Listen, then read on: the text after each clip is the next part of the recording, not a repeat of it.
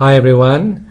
Today's topic is going to be broken up into multiple videos, and I'm going to start by talking a little bit about learning and particularly different modes of learning. The learning theories I'll be talking about are ones that I employ within this course and expect you to engage with and hopefully enrich your learning. I'll start with experiential learning. You may have heard the term before, or even just hearing the word experiential, you may think it's all about experiences, but in fact it's a lot more. In this particular video, Employee of the Month, the animation tells a story about someone coming up with an idea, and I would say there's a lesson to be learned in relation to experiential learning. So hopefully you can watch this little video on me talking about the theory, and then you can actually make the connections. One point I will actually make is that experiential learning is about a process, and it's not about just going through the motions and then getting a good end product. I would also argue with one of the things in this particular, or the tagline. It says coming up with a completely original idea is frustrating, even constipating. You may see why when you watch the video, but the point that I want to make is the thing about the original idea. Originality is very difficult, I would say maybe even impossible, because all ideas are formed from experience. So there's never really a completely original idea in terms of that it's never existed in any form before, but it is unique because you bring your own interpretation to it. My theory about being creative is opening yourself to lots of different forms of inspiration and letting a lot of ideas come together, rather than say I should not focus on or not look at anything in case I get influenced by those ideas. Thinking about learning as a process, I found this image which I think gives us a good insight into the importance of process. You look at the cartoon, the instructor is actually saying to the students, all these different animals, that he's going to be very fair and he's going to give them the same exam, which is to climb the tree. Now obviously some of these animals are going to be better equipped to climb the tree, and how are we going to measure their success? Is it by how, when they get to the top, how's the goldfish going to succeed? So what really is the learning in terms of this particular test? Maybe there is something more to it, i.e. the process. So I pose the question for today being, what does the process actually mean for designing multimedia and for learning? Another cartoon which also engages with process and also experiential learning is this one, which we've got a philosopher talking to his students or these young kids saying, let's go out and experience the world of art, music, science, philosophy, and the kids say, no, sorry, we have to study for exams. I wonder what you think about exams as being a type of assessment for learning, or whether you think that it's a good type of assessment. Often exams are considered assessment of learning rather than assessment for learning. Now another thing that you'll see if you look closely, you'll notice there's a reference here to No Child Left Behind, and that's actually a political statement, because in America there was a policy about no child, which was called the No Child Left Behind policy, which was very controversial. A lot of people didn't really like it, and the reason was because it was all about standardized tests, and thinking that that was a way to ensure everything would be fair, everyone would get the same level of education, and in the end no child would be left behind. A lot of people have made comparisons to the NAPLAN test that we're seeing in Australia, where it's also about standardized tests. And you can make your own judgment about whether you think tests are good and whether you think standardized tests really are fair and really are good for learning in general. This slide shows a few key points about experiential learning. The first It reinforces the importance of process in learning, and particularly the transformative process, where knowledge is a combination of experiencing and reflecting, and thereby becoming a transforming experience. The second point is the first proposition of experiential learning theory, which was created by a group of theorists and philosophers that came together and came up with a framework for experiential learning. And they defined learning, or they conceived learning as a process rather than outcomes. The last point that I have on this slide is a quote from Aristotle, which says, "The things we have to learn before we do them, we learn by doing them," which again just reinforces the importance of doing. But experiential learning is not just doing, it's reflecting on that doing. David Kolb has done a lot of recent research into experiential learning, and if you search his name, you'll probably find a lot of different papers that talk about his theory and apply it to different contexts. The theory is based around a cycle of learning, where it doesn't really matter where you start, but the idea is that you'll go through various stages.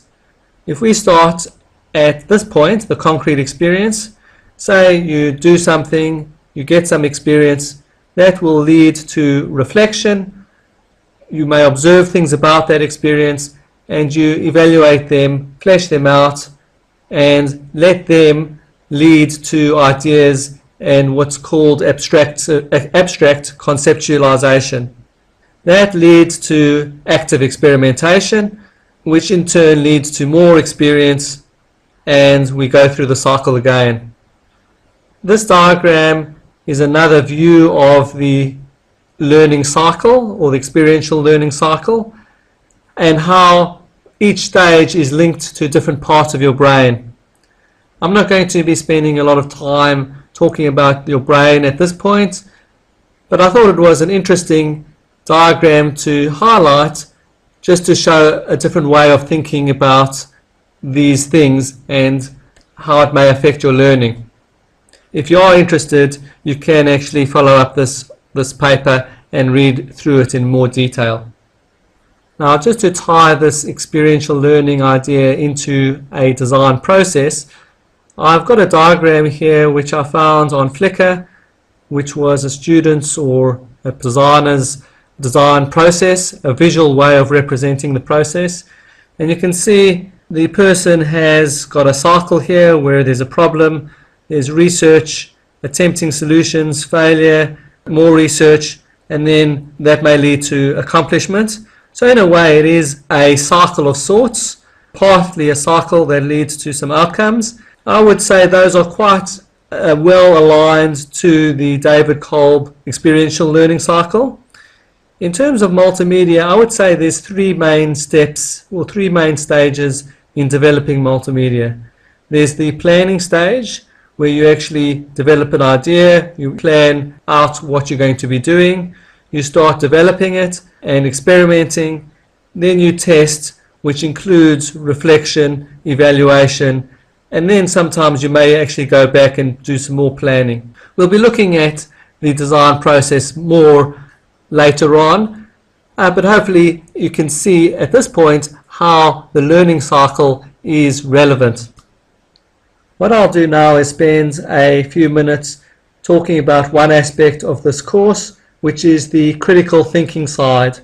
And that's very much tied to reflection and that one aspect of the experiential learning cycle. If you look at section 4 over here, you'll see I've got a section called critical reflection, and you can click on it to expand. For those of you that logged into Moodle early, you may notice that the navigation structure has changed. The older format was giving some problems, so hopefully this one will be more user-friendly. Inside this section is a bunch of links that talk about what critical reflection is, why we're using it, some examples, as well as a rubric, which I'll come to in a minute, and this document over here, which is about writing better and thinking more deeply. If you open that, It opens up within Moodle. I'll actually open it as its own document outside of Moodle. And this document includes a number of taxonomies or classifications of learning. So I'll just run through this very quickly. You can read through it in more detail and even ask me questions about anything that's maybe not quite clear. At one end, in this particular model, this is Big's model, you have right at the end, if you are incompetent or miss the point, you fail, that's about not really thinking very deeply. It's about looking at things at a very surface level and not really engaging and understanding what it's all about. Here, identify name, following simple procedures is a step up. Next, if you can start to describe and combine, you go to the next stage. Analyze, argue, criticize, explain causes. When you start to flesh out your experiences and evaluate them, you are getting to a much deeper level of critical thinking. The highest level is when you're reflecting, hypothesizing, generating ideas or new information, and formulating, creating. So all these terms, all these verbs indicate the types of things that you should be doing to try to get to that high level learning. You can read through these descriptions which describe a student at that particular level. Another model created by Bloom suggests that you start with learning as knowledge, and you can build on that through comprehension, and that goes up to evaluation. So knowledge is just the ability to recall, whereas evaluation is making judgments. This is a revised version of that taxonomy that we just looked at. Knowledge, instead of using that term, it uses remembering. When you understand something, you're more likely to remember it better and for longer. And as you go up, being able to apply, then analyze, evaluate, and then getting to the point where you can actually create. So in terms of a set of criteria about how to critically think, either within your blog, within your reflection at the end of semester, or even discussions within the forum, if you have no coherence or you miss the point, you're within a fail range. And I have seen some students that really just miss the point. Maybe they get distracted or they get aggravated by certain things, so they talk about those things. But it's very important to understand what you're trying to say, why you're saying it. So fail is where there's no coherence, missing the point, which I think is very easy to go beyond this. I don't think it's too hard to actually think more deeply and to actually understand what's required. Pass is the taxonomies that we looked at, which is about remembering, reporting, not really making connections. Credit is where you start to make connections, but you're not really creating a good argument or a strong argument. Distinction is going more deeply, making an argument, and hard distinction is when you start to create an independent point of view.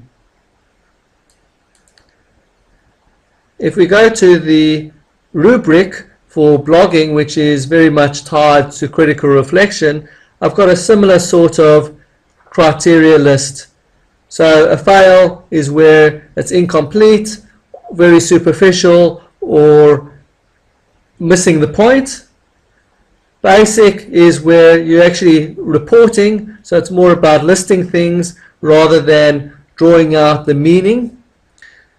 Credit is where you are considering things at a much deeper level and you are really engaging in critical thinking.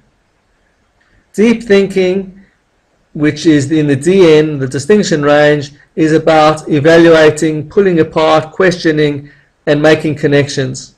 The best type of critical reflection is where you are actually generating new ideas, new insights through the act of thinking about your experiences.